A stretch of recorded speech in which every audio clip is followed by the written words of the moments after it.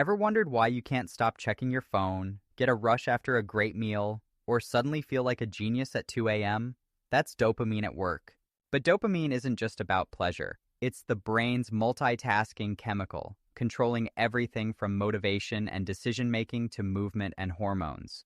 And it does all of this through 4 major pathways, each with its own job, quirks, and potential disasters.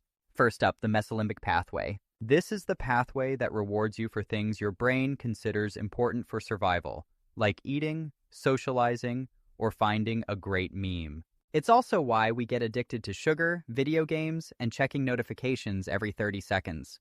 Too much dopamine here, impulsivity, and addiction. Next, we have the Mesocortical Pathway, aka the responsible one. This pathway helps with focus, motivation, and decision-making. When dopamine is low here, you don't just lose motivation, you lose interest in life. That's why an imbalance in this pathway is linked to depression, apathy, and difficulty thinking clearly. Now let's talk about the Nigrostriatal Pathway, or the choreographer.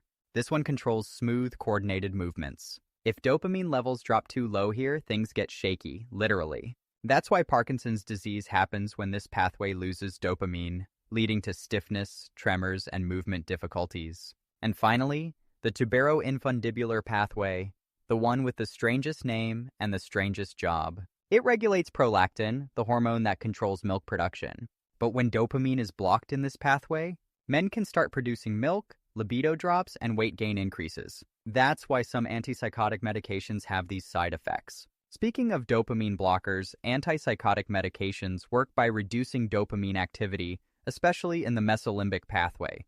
But antipsychotics, especially those with high dopamine affinity, cannot work selectively and block dopamine in all 4 pathways. This is why they help with hallucinations and delusions. However, blocking too much dopamine can cause problems with motivation, movement, and hormone regulation. That's why some people on antipsychotics experience emotional flatness, sluggish thinking, or physical side effects. So let's break it down one last time. Mesolimbic. It's all about reward and addiction. Too much dopamine? You get impulsive.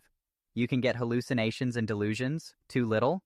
You lose motivation and risk depression. Mesocortical. This one controls thinking and motivation.